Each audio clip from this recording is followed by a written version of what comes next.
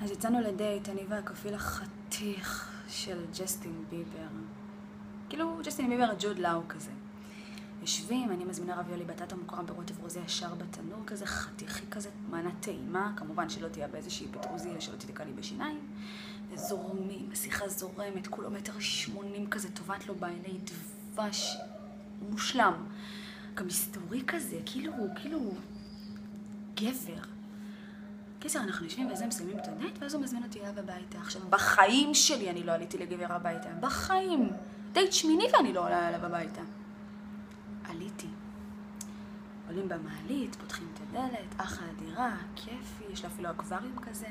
בא, פותח לנו בקבוק הווה, קצת מזטים כאלה, בולגרית. הכי כאילו, לא כזה אפרופו וזה של גברים. יושבים בסלון, ואז מתחיל כזה נשיקות.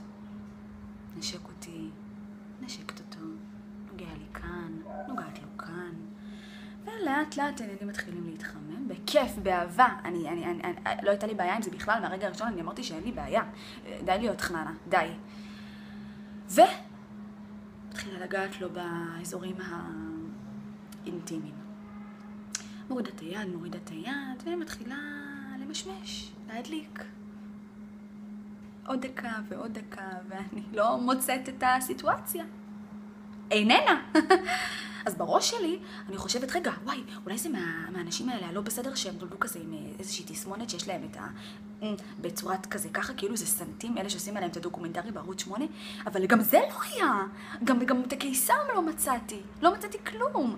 וכאילו אני חושבת בראש, מה קורה כאן? למה אין לו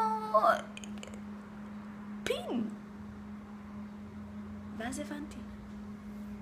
זה לא ג'וד לאו, זה לא ג'סטין ביבר, זו ג'סטינה ביבר. כל הזמן הזה, זאת הייתה ג'סטינה ביבר. כל הזמן הזה, אני יצאתי פאקינג לדייט עם בחורה.